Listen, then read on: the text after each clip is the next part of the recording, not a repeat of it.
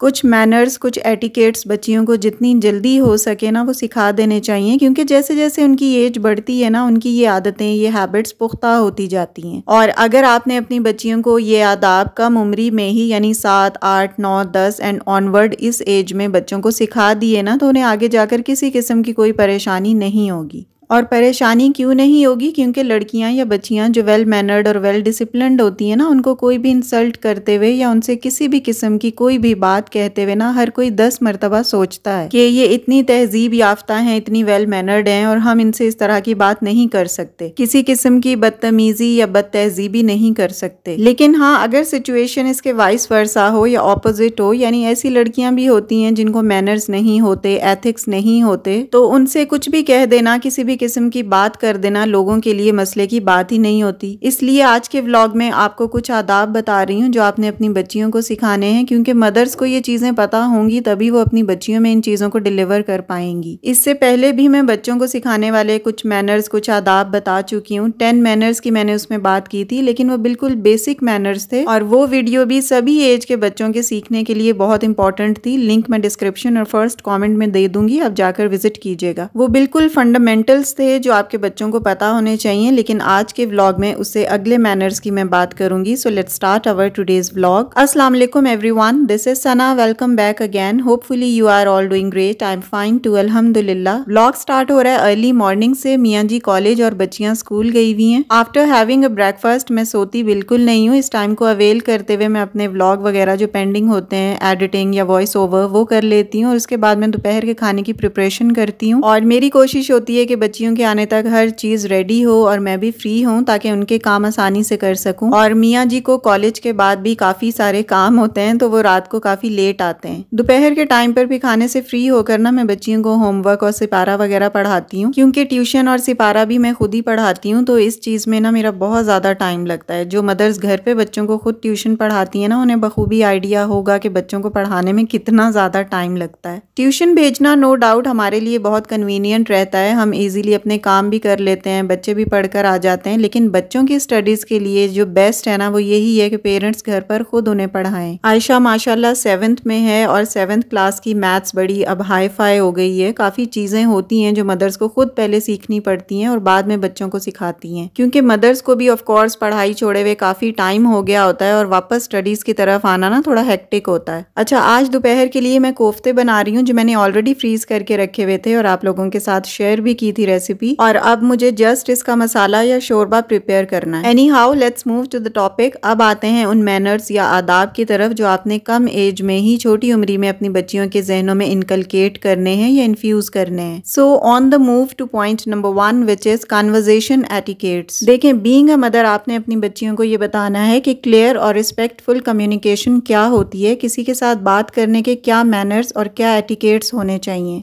आजकल हम देख रहे हैं कि बच्चियों में गुफ्तगू के आदाब ना कम होते जा रहे हैं। यानी पहले हम देखते थे कि लड़के गालियां देते थे, लेकिन अब माएँ परेशान हैं कि लड़कियां भी गालियां दे रही होती हैं। ऐसे ऐसे इमोजीज आ गए हैं और आम सी कन्वर्सेशन में भी ना इन इमोजीज का इस्तेमाल हो रहा होता है। बैड लैंग्वेजेस बच्चियां यूज करती हैं और ये बैड लैंग्वेज बच्चों की शख्सियत को खराब करती है, चाहे लड़का हो या लड़की हो। और इस तरह की बैड लैंग्वेज या बुरे नामों से एक दूसरे को पुकारना या बात करते हुए कोई ना कोई गाली का इस्तेमाल करना, ये ज्यादातर उन घरों के बच्चों में होता है जो अपने बड़ों को ये सब करते हुए देख रहे होते हैं, क्योंकि अक्सर पेरेंट्स की आदत होती है गालियां देना, और अगर पेरेंट्स नहीं तो जॉइंट फैमिली सिस्टम में कोई ना कोई ऐसा होता है जो गालियां दे रहा होता है, तो बच्चे उससे सीख लेते हैं। और जब बच्चे ने ये गालियां या बुरे अल्फाज या बुरी लैंग्वेज सीख ली होती है ना, तो अब आपके 1000 मना करने से भी बच्चे पर कोई असर नहीं पड़ता, उसके ऊपर आपकी बात का कोई इम्पैक्ट नहीं होता, क्योंकि उसे पता होता है कि बड़े भी ये कर रहे हैं। तो जब तक बड़े इस चीज को या पेरेंट्स इस चीज को अवॉइड नहीं करेंगे ना कि किसी भी बुरे नाम से अपने ही बच्चे को बुलाना या गाली देकर बुलाना या कोई सख्त अल्फाज कहकर बुलाना, तो बच्चे भी उस चीज को जरूर फॉलो करते हैं। उनका यही माइंडसेट बनता है और यही सेम पैटर्न अपनाते हुए ना वो अपने से छोटे बहन भाइयों को या अपने फ्रेंड्स को या अपने कजन्स को इसी तरह बुलाते हैं या गालियां देते हैं। तो अब इस सारे सिनेरियो में ना बच्चे का कोई भी कसूर नहीं होता, कसूर सारा उसके एनवायरनमेंट का होता है, क्योंकि आपने ही उसे ऐसा एनवायरनमेंट प्रोवाइड किया हुआ होता है कि वो आपसे सब कुछ सीख लेते हैं। सो अगर आप अपने बच्चों के अंदर कन्वर्सेशन एटिकेट्स लेकर आना चाहते हैं हैं, उनके अंदर गुफ्तगू के अच्छे आदाब लेकर आना चाहते हैं, तो पहले आपको इन चीज़ों पर इम्प्लीमेंट करना होगा और अपने आप को खुद आपने इम्प्रूव करना है।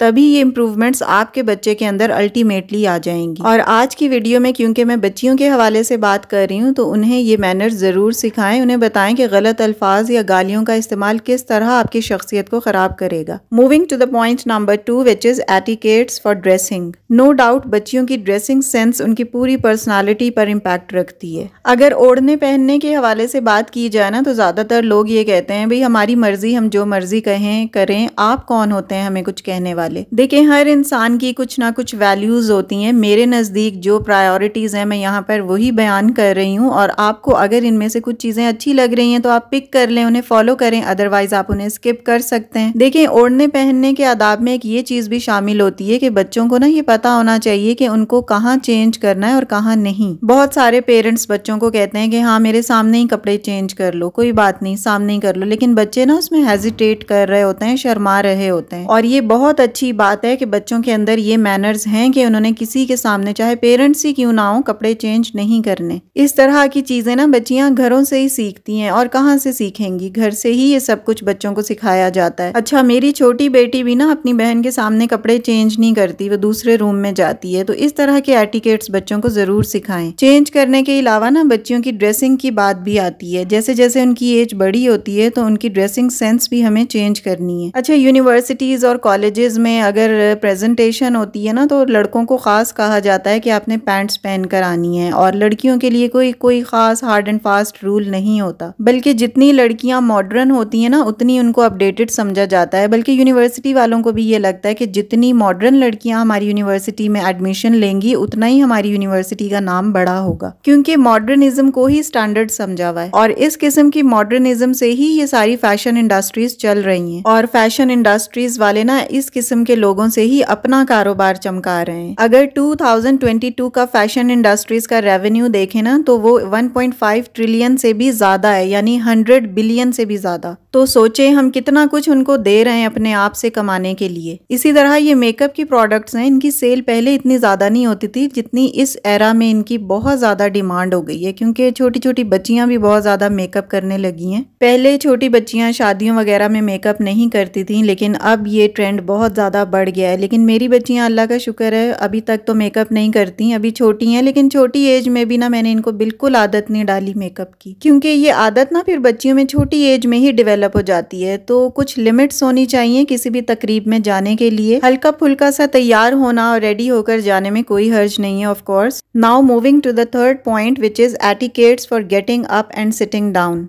बच्चियों के अंदर ना उठने बैठने के एटिकेट्स भी होने चाहिए, ये आदाब उन्हें पता होने चाहिए। जितनी रिफाइंड फैमिली होती है ना उतनी ही उनकी बेटियां अच्छे तरीके से उठती बैठती हैं, और इस चीज से ना बच्चियों की तरबियत का अंदाजा भी हो जाता है। लड़की ही नहीं लड़के भी गलत अंदाज में बैठे हुए अच्छे नहीं लगते, तो दोनों को ही ये मैनर्स सिखाने चाहिए। फेमिनिज्म वाले तो इस चीज पर बिलीव रखते हैं कि अगर उनसे कहा जाए कि सही से बैठो तो वो कहते हैं लो बैठ गई। तो हमारे जो मेयार जो स्टैंडर्ड्स होने चाहिए ना, वो कुछ उसूलों पर होने चाहिए जो हमने अपनी बच्चियों के अंदर भी इनकलकेट करने हैं। Moving to the next point which is etiquettes for meeting guest, यानी मिलने के आदाब भी बच्चियों को सिखाएं। जब आप किसी के घर भी मिलने जाते हैं तो उनके बच्चे अगर आपसे खुशी से मिलते हैं, हाल चाल पूछते हैं, पानी का पूछते हैं, तो आपको अच्छा लगता है। आजकल अक्सर बच्चियां क्या करती हैं कि जब कोई गेस्ट आते हैं तो वो उनसे मिलने से कतराती हैं, शर्माती हैं या हेजिटेट करती हैं। तो यही आदत ना उनकी अगर रहने दी जाए तो वो आहिस्ता आहिस्ता पुख्ता हो जाती है, और जब वो अगले घर जाती हैं या मैच्योर होती हैं तो तब भी उनकी ये हैबिट डेवलप्ड रहती है। और इस तरह के बिहेवियर से ना कई लोग फिर बच्चियों को एरोगेंट भी समझते हैं, मगरूर समझते हैं, हालांकि ऐसा नहीं होता। वो जस्ट अपनी हेजिटेशन में ही नहीं मिल पा रही होती। सो इसीलिए ऐसी सिचुएशन को अवॉइड करने के लिए ना बच्चियों के अंदर थोड़े थोड़े से ये मीटिंग मैनर्स लेकर आएं, ताकि वो खुलकर मेहमानों से मिल सकें। ये बिल्कुल बेसिक एटिकेट्स हैं जो आपने बच्चियों को सिखाने हैं, ताकि वो आगे अपने बच्चों को भी ये सिखाएं और शर्माएं ना, और बाद में भी उन्हें घरदारी समझदारी और घर गृहस्थी में मसला ना हो। अदरवाइज बच्चियां अंडर कॉन्फिडेंट रहती हैं और मेहमानों से नहीं मिलती और यही उनकी आदत रहती है। Next point is teach your daughter to express gratitude. अगर आपकी बच्चियों के कोई काम आ रहा है, कोई उनका काम करके दे रहा है किसी भी किस्म का, चाहे वो नेबरहुड में हो, उनके फ्रेंड सर्कल में हो या फैमिली में कोई हो, तो उनको ग्रेटिट्यूड सिखाएं, यानी अगले बंदे का शुक्रगुजार होना सिखाएं थ्रू वर्ड्स, यानी थैंक यू वगैरह इस तरह के वर्ड्स बच्चियों को कहना सिखाएं। और साथ ही उनको ना दूसरों की एफर्ट्स को अप्रिशिएट भी करना सिखाएं, नो मैटर हाउ स्मॉल। यानी अगर कोई छोटी से छोटी एफर्ट भी कर रहा है ना उनके लिए, तो उन्हें उसकी अप्रिसिएशन करना सिखाएं।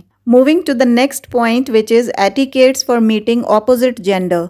अगली बात यह है कि बच्चियों को जिनसे मुखालिफ से मिलने के आदाब भी सिखाएं, और ना सिर्फ बच्चियों को बल्कि बच्चों को भी सिखाएं, क्योंकि एथिक्स और एटिकेट सबके लिए बराबर ही होते हैं। अगर कोई लड़का भी इल मैनर्ड होगा ना, बदतमीज होगा या बेअदब होगा, उसे एटिकेट्स नहीं पता होंगे, तो वो भी किसी को अच्छा नहीं लगेगा। लेकिन इस वीडियो में क्योंकि खास करके मैं बच्चियों की बात कर रही हूँ, इसलिए उसी की तरफ मैं ज्यादा फोकस कर रही हूँ, एम्फेसाइज कर रही हूँ। अदरवाइज लड़कों लड़कियों दोनों के ऊपर, मैनर्स के ऊपर मैं काफी वीडियोस बना चुकी हूँ। सो एनी हाउ, अगर बच्चियां किसी से मिल रही हैं ना, तो उनको ये पता होना चाहिए कि उन्हें किस हद तक करीब जाना है, क्योंकि अक्सर मदर्स ना बच्चियों को सिखाती नहीं है कि बच्ची है, लेकिन उसी एज में ना बच्चियां सीख रही होती हैं। इस तरह फिर वो हर किसी के साथ फ्री होकर बातें करती रहती हैं, हंसी मजाक चलते हैं। अगर जॉइंट फैमिली सिस्टम की बात की जाए तो एक ही घर में बच्चे बच्चियां छोटे छोटे खेलते हैं, और फिर बड़े होते तक भी वो उसी तरह खेल रहे होते हैं, आपस में मिल बैठ रहे होते हैं। तो अब ये डिफरेंस ना पेरेंट्स ने उनको सिखाना है, ताकि वो कुछ लिमिट्स बना सकें, कुछ बाउंड्रीज क्रिएट कर सकें। इसी तरह बच्चियों को गुड और बैड टच का जरूर बताएं, चाहे स्कूल में बताया जाए, अगर स्कूल में नहीं तो पेरेंट्स या मदर्स खुद बच्चियों को ये जरूर सिखाएं कि what is good touch and what is bad touch. और किसी भी किस्म के रिश्तेदार को बहुत ज्यादा करीबी समझ कर ना बच्चियों को उनके साथ इतना ज्यादा फ्री ना होने दें। इसी तरह बच्चियों को स्कूल और ट्यूशन या कॉलेज वगैरह से पिक एंड ड्रॉप के लिए भी बहुत खास तवज्जो रखें कि कौन उन्हें पिक एंड ड्रॉप दे रहा है, टाइम का खास ख्याल रखें।